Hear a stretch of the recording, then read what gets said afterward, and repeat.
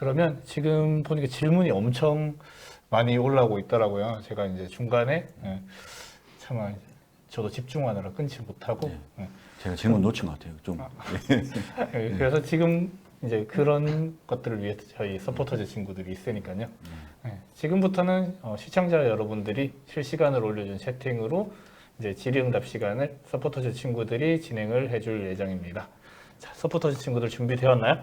네. 네, 그러면 진행해 주세요. 네, 첫 번째로 아까 일주일에 신용카드 하나 정도의 플라스틱을 먹는다고 하셨는데 그럼 그 중에 얼마가 우리 몸에서 배출되는지 궁금합니다. 네, 그러니까 이거 사실은 이제 요거는 좀 논란의 여지가 있는 그 내용이고 이게 호주에서 리포트된 건데 먹으면 얼마나 배출되는지 이런 거는 그러니까 사실은 그 인체에선 잘 몰라요. 우리가 얼마나 노출되는지 모르고 얼마나 배출되는지 모르고 현재까지는 어쨌든 플라스틱이 나오더라, 대변에서 나오더라. 근데 우리가 마우스 실험하고 해보면은 이게 우리가 얼마를 먹였는지 그리고 각 장기 얼마가 박혀 있는지 배출되는지는 어느 정도 이제 우리가 알 수 있는데 사람에 대해서는 아직 알 수가 없고요. 또 실험하기도 힘든 거죠, 사실은. 임상을 할 수도 없고. 네, 이게 뭐 살리게 약도 아니고 그래서 먹일 수도 없고. 네.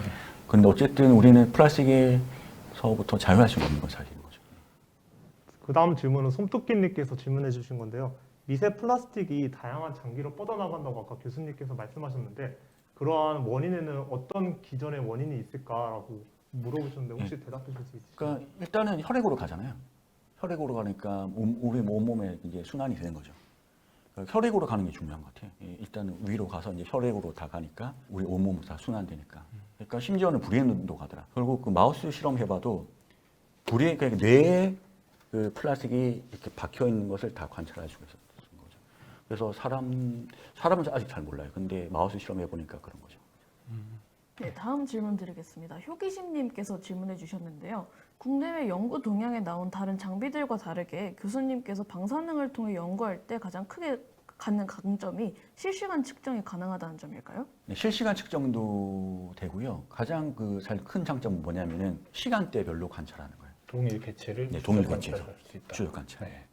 장기에 플라스틱이 쌓여서 병이 생긴 경우도 있나요?라고 질문해 주셨는데 혹시 이 부분에 대해서 사람은 사실 아직 모르는 거죠. 암이 발생하는 것도 여러 가지 환경 요인 때문에 발생하는 건데, 뭐 예를 들어 이제 담배 연기, 매연 이런 건데 그 원인 중에 하나가 미세 플라스틱이 있는 건데 우리가 아직 그거 사실 모르는 거고요. 현재까지는 바다에서 해산물에서 미세 플라스틱 나오더라. 최근 한 4년 전까지, 3년 전까지 했던 연구고요. 최근 2년 동안 한 거는 그것들이 마우스에 먹였을 때 어떻게 되나. 그리고 그 인체에 미치는 영향은 마우스 실험을 통해서 유추하는 거죠. 사실상 4년 전에부터 이제 발견되기 시작하더라라는 연구가 나왔으면 이제 연구가 시작된 단계라고 보면 그렇죠. 되겠네요, 그렇죠? 그래서 제가 제시한 연구 결과가 의미 있는 건 뭐냐면은 펫 영상으로 이 플라스틱이 어디로 갈 수 있나 이거를 제시한 거예요. 제가 이제 펫으로 전신의 모든 장기에 다 간다. 일종의 지도를 제시한 거죠. 그러면은 지도를 제시했으니까 그 지도를 따라서 연구를 하시거든요. 미세 플라스틱이 우리 몸속에서 혈액을 타고 움직인다고 말씀을 해주셨는데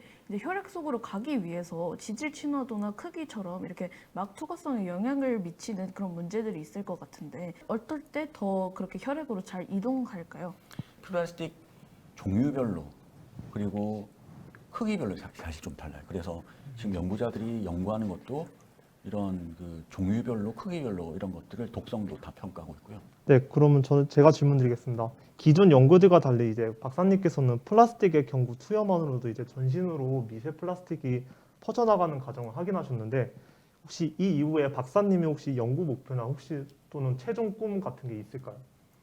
네, 그래서 그 마지막 슬라이드가 사실은 제 연구의 목표이기도 한데요. 그러니까 마우스로 실험을 했는데 그 환경 오염 때문에 자폐가 유발된다 이런 것도 우리가 알게 되고 실제 사람은 어떻게 되나 이런 거 이게 진짜 궁금한 거죠. 그게 또 필요한 거고 그래서 좀 지금 임상 의사분들하고 논의하면서 이런 인체에 미치는 영향을 관찰하는 방법을 좀 논의하고 계속 찾아 나가고 있습니다. 실제 이 마우스로 실험한 거를 기반으로 사람이 어떤 영향을 미치는지 이런 것들을 지금 계속 연구하고 있습니다. 그리고 또 하나 또 연구하고 있는 것은 이게 저는 이제 결국 이제 표적 치료를 하고 있는데 이게 미세 플라스틱이 막 노출되면은 표적 치료 같은 것들이 잘 안 되지 않을까 이런 것들도 치료가 되는데 치료에 대한 저항성인 거죠. 암 치료하는데 이런 그 오염 때문에 플라스틱 오염 때문에 암 치료가 잘 안 된다 이런 것들도 지금 제가 연구하고 있는 분야 중 하나입니다. 기존의 치료 방법을 미세 플라스틱이 방해를 네, 그런 하는. 거죠. 네. 그러니까 미세 플라스틱 때문에 이 뭔가가 암이 더 악성화되기도 하고 또 예를 들어 항암제를 이제 보통 이제 투여하면은 암세포가 죽어야 되는데 암세포 잘 안 죽는 거예요. 미세 플라스틱 때문에 이걸 우리가 치료 저항성이라고 하는데 암세포들이 미세 플라스틱을 방패로 쓰고 있는. 그럴 수도 있습니다. 네, 미세 플라스틱이나 그런 플라스틱에서 나오는 환경 호르몬이 혹시 자식한테도 이제 대물림 되는지 여쭤보시는 분이 있었습니다. 이에 대해서 한 말씀 해주시면 좋겠습니다. 환경 호르몬은 사실은 요 플라스틱하고 좀 별개의 문제인데요. 그러니까 플라스틱이 환경 호르몬을 이제 그러니까 용출할 수가 있어요. 근데 그게 대표적인 게 우리가 잘 알고 있는 게 프탈레이트, 비스피노일 A 이런 거 있어요. 근데 요거는 사실 오래된 연구 주제예요. 그러니까 플라스틱은 최근에 좀 연구된 거고요. 비스피놀 A, 프탈레이트 이런 것들은 이미 오래전부터 엄마가 막 이게 노출되면은 애들한테 이런 뭐 자폐가 유발된다, 정신질환 유발되고 기억력이 저하되고 뭐 이런 것들이 많이 연구가 되어 있어요. 최근에는 그 환경 호르몬을 과 별개로 그 입자들이 어떤 영향을 미치나 그런 것들 많이 하고 있습니다. 어떤 분께서 차량의 타이어가 그 마모되면서 발생하는 미세 플라스틱이 엄청날 것으로 본다고 하셨는데 그 중에서 이제 공기 중에서 분진과 함께 흡수되는 것도 상당할 것 같다고 하셨는데 왜냐하면 너무 미세하다 보니까 혹시 그 부분에 대해서 어떻게 생각하시는지 교수님의 질문을 기다리고 있습니다. 이거는 논문이 나왔어요. 그래서 공기 중에 이렇게 비산되는 그러니까 플라스틱들이 상당히 많고 물론 이제 타이어에서 발생하는 플라스틱 그러니까 고무 조각 이런 것들도 있고 그러니까 지금 기존의 연구 결과에 의하면은 우리가 흡입에 의해서도 상당히 많은 양의 플라스틱을 흡수할 수 있다 이런 것들이 있고요. 현재까지는 우리가 알고 있는 거는 대기 중에 노출된 플라스틱도 있다. 근데 얼마나 흡입되고 그게 얼마나 위험한지는 아직 잘 몰라요.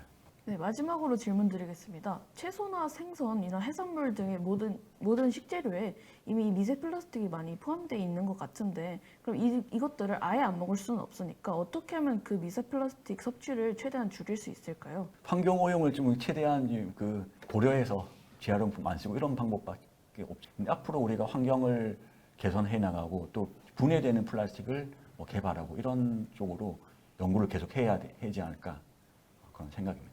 그래서 사실 오늘 참여하신 뭐 초등학생, 중학생 그리고 대학생분들이 대학교 가서 대학원 가서 이렇게 연구하셔야 할 분야가 아닌가 생각합니다. 아쉽게도 벌써 마칠 시간이 되었는데요.